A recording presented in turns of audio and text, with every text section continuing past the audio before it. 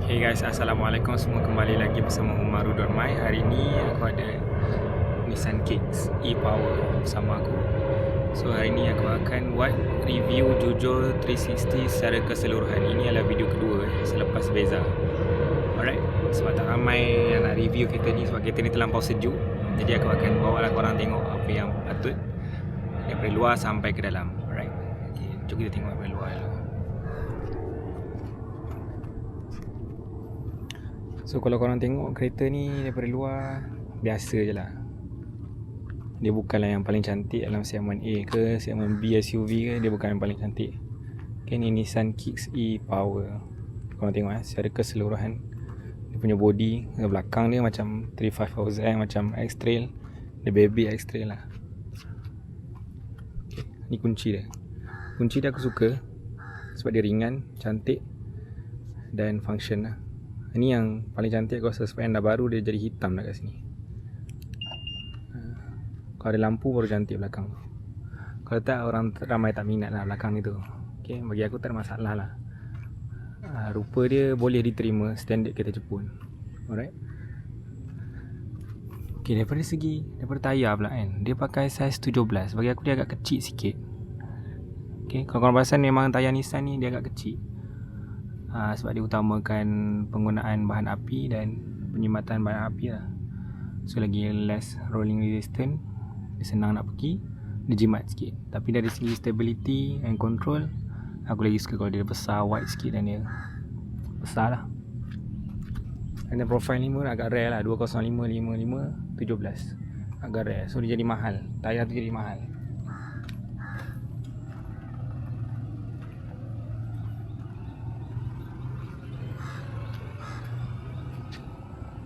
And then kalau korang tengok lagi kan, dia punya kedudukan kan, ground clearance sebenarnya agak rendah tau.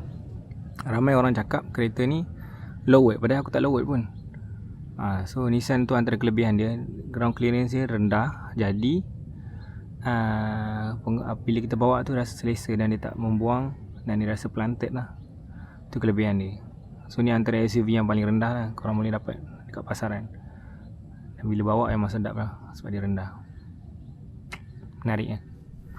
Jom kita tengok apa lagi. Tengok bonnet dia. Okay, ni antara kelemahan yang aku tak suka. Dia tak ada power tailgate. Kemudian yang paling teruk, okay, yang paling teruk, dia tak ada. Dia tak ada spare tyre. Standard lah kereta hybrid dia tak ada spare tyre sebab tu lah, dia nak letak bateri tu 12 volt tu, dia nak letak bateri kat situ. Sebab kat depan dia dah penuh dengan enjin dan motor dan inverter dan segala bagai sistem dia. So terpaksa dia buang spare tyre, dia letak bateri kat sini. Kebanyakannya kereta hybrid macam ni lah, dia tak ada spare tyre. Sayang. So itu kelemahan yang paling obvious lah. Tak ada power tailgate dan tak ada spare tyre. Okay, so kalau korang perasan kan, dia punya ruang bagasi ni besar gila. Antara segmen B ni dia antara yang terbesar lah. Dia bawah sikit je daripada Corolla Cross. Sini kelebihan dia besar, senang kalau nak sumbat apa-apa barang. Alright. Okay, jom kita tengok dalam.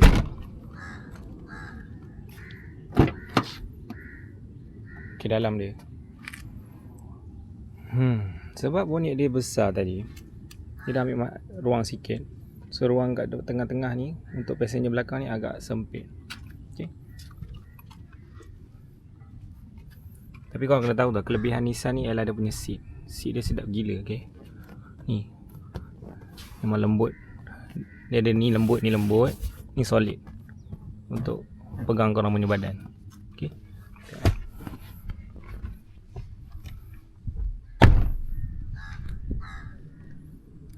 Ni dia korang duduk dalam, selesa je sebenarnya.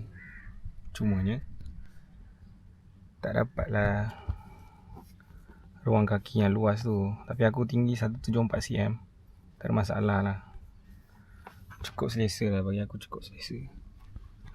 Satu lagi masalah dia ialah ni center console. Kau dah kenapa ni San bagi dia terjojol ni? Tak boleh letak ni mungkin kaki budak-budak kecil bawah 5 tahun je baru letak ni. Dia terlampau ke belakang. Ni antara ni aku rasa dia punya design flaw lah. Tapi kalau kicks yang terbaru tu dia tak ada lah. Dia memang codoh nice ikut seat depan ni. At least kaki boleh letak lah kan. So ni kelemahan dia. Kat belakang kat sempit dan tengah-tengah ni terjojol. Bapak besar. Ya, kalau letak kat seat boleh lah kaki budak tu jadi macam ni lah. Akan menendang je aku rasa. Tapi overall seat dia memang selesa gila. Kita tengok bahagian depan. Bahagian depan dia lagi selesa lah. Kalau belakang tu korang rasa dah selesa, depan ni lagi babak punya selesa. Okay, sebab apa? Sebab dia zero gravity. Korang boleh buat research apa kelebihan zero gravity ni. Nissan dia buat memang fokus kepada keselesaan dan keselamatan pemandu dan penumpang yang korang duduk kan. Sedap Nissan ni kau kena masuk, okay? Kau kena masuk, duduk, baru korang tahu. Ui, bapak selesa weh. Selesa, okay? Ni tempat ruang glove box. Kena kaki sikit lah, sempit. Okay, kalau korang tengok kan, kenapa dia sempit?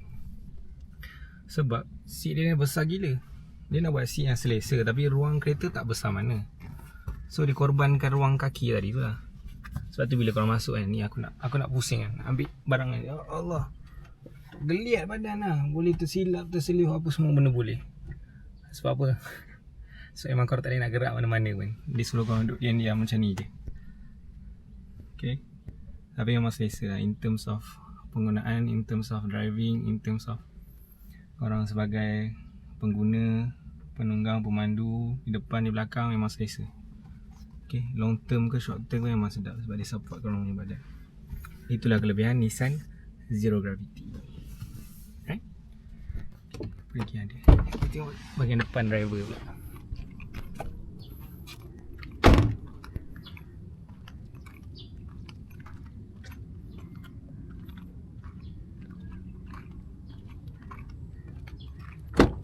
Okay, bila masuk je kat sini, tengok. Kat sinilah korang punya puncak kegembiraan tu. Bapak selesa, bapak best. Okay, korang tengok ruang dia just nice lah, just nice. Okay, ada kereta dia terjojol kat sini. Aku selalu terhantuk kat sini. Macam Toyota tu selalu terhantuk lah. Ni semua on, lock unlock button dia semua ada kat sini. Okay, korang tengok setup dia. Ni setup lama lah sebenarnya kan. Kereta lama, tapi baru nak jual kat Malaysia. Ni aku suka tau mirror finishing ni. Tapi bila panas terik kan, dia benda silau tu, ya Allah, pening kepala. Ni antara yang aku suka. Start stop dia kat sini. Aku tak payah nak menggagau. Ada kereta kat sini, ada kereta kat sini. Aku tak tahu kat mana button start stop ni. Ni macam tak nak bagi aku tekan, tak nak bagi aku start engine kereta tu. Ni ada semua button fizikal ada. Auto, turn on aircon, ni auto hold, auto parking, drive mode ni paling best lah. Korang tengok drive mode ni ada 3, eco, normal dengan sport. Semua best. Kalau nak jimat, of course aku pakai eco lah. And then korang tengok kat sini kan, aku akan sentiasa pastikan aku punya RPM tu tak lebih daripada situ lah. Barulah aku boleh dapat tu korang kira tu 500 campur 300, baru dapat 800 km. Masa dia cakap tu boleh dapat 900 km. Boleh tak? Memang boleh pun sebenarnya. Korang kena bawa jimat lah, tak boleh tekan sangat kan. Okay.